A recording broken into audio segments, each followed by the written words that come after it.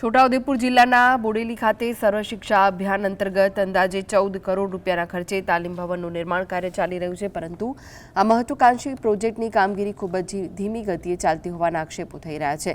ભવન માટે નગરપાલિકા વિસ્તારની બહાર કોતર નજીક જગ્યા પસંદ કરવા સામે પણ સવાલો ઉઠી રહ્યા છે। સ્થાનિકોના જણાવ્યા મુજબ આ સ્થળની આસપાસ ચોમાસામાં ભારે પાણી ભરાય છે, જેના કારણે ભવિષ્યમાં અહીં આવતા શિક્ષકો કર્મચારીઓને અવરજવરમાં ભારે મુશ્કેલીનો સામનો કરવો પડશે। સરકાર આટલો મોટો ખર્ચ કરતી હોય ત્યારે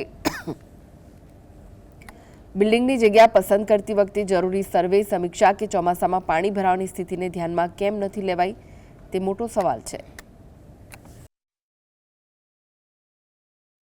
છોટાઉદેપુર જિલ્લાના બોડેલી ખાતે શિક્ષકોનું તાલીમ ભવન બની રહ્યું છે, પરંતુ જે ગ્રાઉન્ડ બનાવવામાં આવ્યું છે તેમાં વરસાદી પાણીના નિકાલ માટે કોઈ કાંસ નથી। આપ તસવીરોમાં જોઈ રહ્યા છો, આ જે કાંસ છે એ ગ્રાઉન્ડની વચ્ચોવચ્ચ છે। બીજી તરફ આપ બિલ્ડિંગ જોશો તો બિલ્ડિંગ બની રહ્યું છે, પરંતુ 2025માં તેની મુદત પૂરી થવાની હતી, તેને એક્સટેન્શન કરીને વધારવામાં આવી છે મુદત, પરંતુ હજુ સુધી બિલ્ડિંગનું કામ પૂરું થયું નથી।